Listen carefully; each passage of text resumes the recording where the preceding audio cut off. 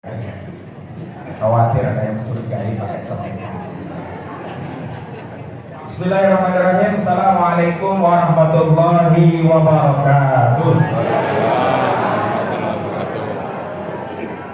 Puji syukur kita panjatkan kehadirat Allah Subhanahu wa taala. Shalawat beriring salam semoga terlimpah curahkan kepada baginda Nabi Muhammad sallallahu alaihi wasallam.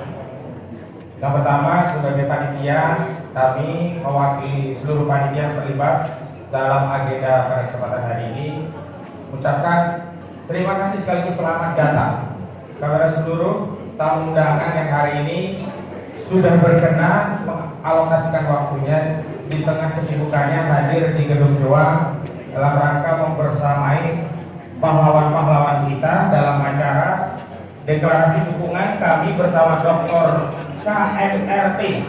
Ini MRT itu bukan kereta api ya, ini Kanjeng Mas Raden Tirto Roy Suryonoto Diprojo MKes, Dr. Henry Monhas Yanipar SPMT MMN Rizal Fadila SA, dan Dr. Tifauzia Tiasuma MSc. Untuk diketahui bahwa Dr. Rismon Nasiolan dan Dr. Roy Suryo sudah hadir di tengah-tengah kita. Selamat datang Dr. Rismon, juga Dr. Roy Suryo. Dan ini asli alumni UGM ya, jangan ada ini asli alumni UGM ya. Oh iya, selamat datang Bang Rizal Fadila. Ini betul kita sampai bahwa ada kursi di depan, yang lainnya bisa menyelesaikan, ditambah lagi kursi aja ya. Dan konfirmasi Dr. Tifa terhambat macet, kesalahan akan membersamai kita. Namun bahagia sekali rasanya hari ini hadir di tengah-tengah kita tokoh-tokoh kita luar biasa. Yang pertama, selamat datang, terima kasih kami ucapkan kepada Pak Jenderal Soeharto. Masya Allah ya, beliau sudah hadir di tengah-tengah kita. Kemudian masih jenderal tapi pangkatnya masih di bawah ya, tapi jenderal juga. Kita ucapkan selamat datang dan terima kasih kepada Pak Purnomo Hidayat, ini jenderal juga nih yang telah hadir jauh-jauh dari Bandung. Dan di tengah-tengah kita juga hadir pejuang kita di versi yang lain, pejuang Papua, si manusia merdeka. Siapa lagi kalau bukan Pak Muhammad Sayyidud. Selamat datang dan terima kasih kepada Sayyidud. Di tengah-tengah kita juga hadir Bang Marwan Batubara, ini petisi 100. Selamat datang Bang Marwan. Juga ada Bang Nur Lapong, selamat datang Bang. Juga ada Bang PHK yang dikenal ya, Bang Damai Hari Lubis, selamat datang Bang. Juga jauh-jauh dari Pontang datang. Oh ya, selamat datang Pak Jenderal Pak Majen TNI Purnawirawan Sunarko.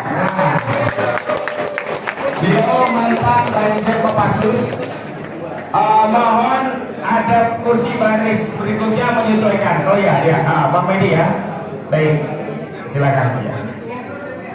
Kemudian ada juga Bang Refli Harun. Tadi sudah kami persilakan ke depan, tapi beliau meminta di belakang. Ya, berbagi peran begitu. Dan jauh-jauh dari Pontang ada pahlawan nelayan kita. Siapa lagi kalau bukan Pak Khalid Mingdar.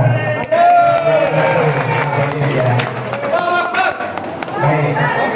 Juga di tengah-tengah kita banyak aktivis yang hadir. Tadi saya lihat ada Dr. Hilda, selamat datang Dr. Hilda, sama-sama dokter di depan. Juga nanti salon bersama kita Dr. Diva dan yang lainnya. Di depan ada posisi, ada mak yang dipimpin oleh Gubernur. Beliau ketua Aliansi Rakyat Pemuda. Ya. Negara ini selalu dipimpin oleh beliau. Ya. Juga Bang Edi Mulyadi, walaupun wartawan senior, nah ini beliau tetap saja ya merhati bersama youtuber lainnya begitu.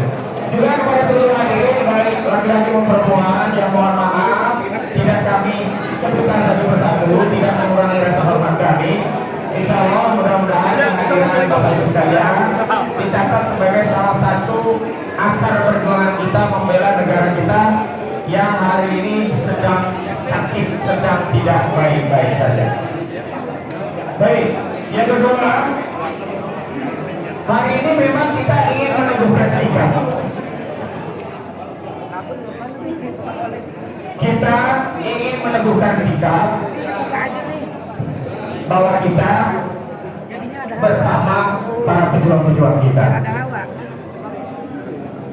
Sekaligus bahwa deklarasi ini kita ingin meneguhkan sikap bahwa di Republik ini tak boleh ada hak konstitusional warga negara yang dikriminalisasi.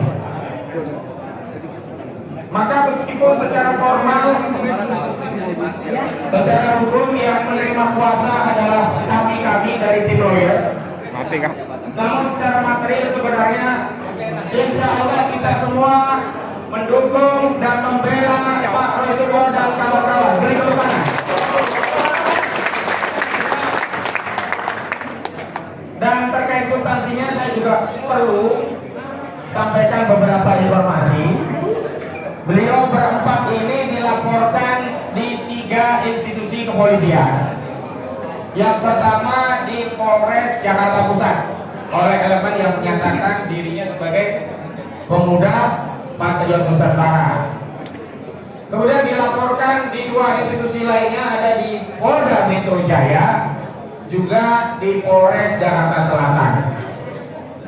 Bahkan di luar beliau-beliau ini ada juga laporan ketiga di Depok yang dilaporkan Pak Amin Rais, ada Dr. Kifa termasuk di dalamnya. Kurang lebih persoalannya masih bersumber pada hal yang sama, yakni perdebatan tentang ijazah palsu Joko Widodo. Yang di Jakarta Pusat dipersoalkan karena ahli-ahli kita ini dianggap melakukan kejahatan penghasutan. Saya tidak tahu ini orang yang melaporkan ini sudah mengupdate pengetahuan hukumnya atau belum gitu. Karena kan sudah ada putusan MK nomor 7 garing PUU Strip Romawi 7 garing 2009 yang telah mengubah pasal 160 KUP yang tadinya delik formil berubah menjadi delik material. Artinya apa? Penghasutan itu selalu dikaitkan dengan terjadinya suatu kejahatan. Ini kejahatan itu harus sudah terjadi. Saya kasih contoh. Ada orang menghasut, hajar Jokowi misalnya begitu. Ini contoh ya. Pukul Jokowi, ini menghasut. Kemudian ada sekelompok orang benar-benar memukul dan menghajar saudara Joko Widodo sampai bonyok.